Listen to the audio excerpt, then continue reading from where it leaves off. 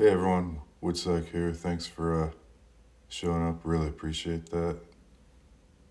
I'm just uploading this video. It's a short video. It's basically about the Ney Magni-Lite.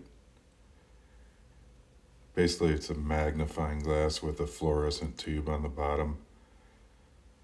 Unfortunately, I didn't have any video shots of the underside, but it's pretty much inconsequential at this moment because the tube doesn't work or it's been long burned out. But the story is the light is there for to light up your subject matter while you're working on small details and stuff like that. So like when you saw the opening shot, it's you could see the difference between the real size and the magnified size. So you get kind of an idea of how good it works. It's not the best, but it's something I bought like years ago at some auction online, and I thought it looked pretty cool. But it's pretty retro. It's all metal, and it's articulated in various degrees, like XY axis, XYZ, I guess you'd call it. But this is like the same face I worked on the last video, but this is like stuff I didn't show in any other video, so this is like behind the scenes. So there you go. It's really nothing too extravagant going on here. I'm just focusing on the details around the eyes with this magnifying glass because it's where all the small lines are. It's easier to see minute details on small objects like that. Almost on the verge of miniature, but not quite yet, but almost there. But it does come in handy.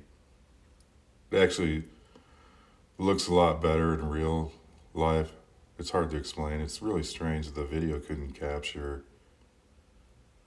the actual sensation of magnification, even though it did record it, but it just didn't doesn't have the same effect for some reason. I'm not sure why. It's just strange.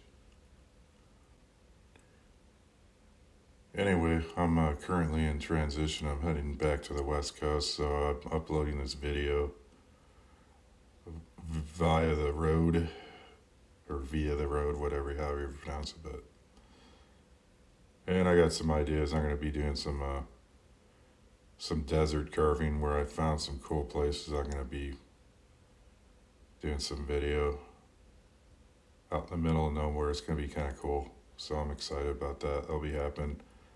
Probably the next video I'll have something uploaded on next Friday. Keep my fingers crossed. But I may have to scale back on either Friday or Sunday. I'm not sure yet. But just have one video a week possibly because I got a lot of work to do. I'm rebuilding my burnt out property, so I gotta do a lot of stuff on the side. Yeah, here's a close-up of the gimbals on the Magni-Lite where you can pivot it and articulate. It's a little screwdriver you take, flathead, and tighten them up. There's no knurled knobs or anything like that. It's pretty old school, but yeah, it's a really nice piece of equipment. You don't find these things anymore. And if you ever find one, get your hands on one. They're hard to find. If you go online, they're not around too much.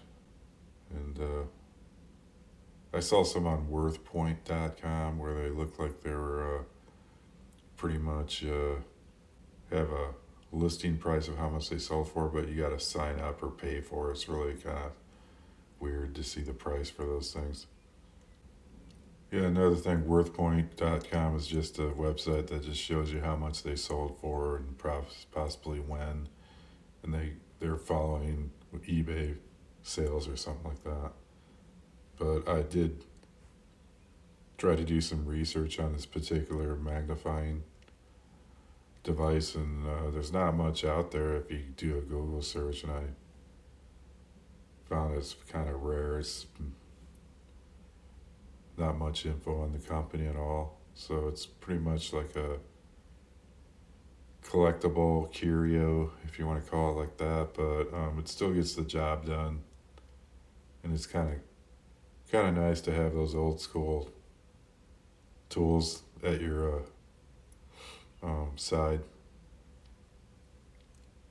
because like these days, like a lot of the stuff is doesn't seem built to last. There's always something going on. Or if you do buy something today, it's got to pay a lot of money for something pretty decent. They got that kind of throwaway consumable attitude, but anyway. That being said, yeah, I'd keep your eyes out on something if you can find something similar to this, if you're getting into the miniature work. Otherwise, if you're just doing the basic wood spirit, basic size, you could still get away without using a magnifier. Otherwise, I just keep doing what you're doing if you don't have any issues with detail work like this. No need to buy a magnifier, but if you have the extra money or something, by all means, you can go for that stuff. But just another tool I wanted to share with y'all. So hope you enjoy, and we'll talk to you guys soon. Okay, take care. Bye.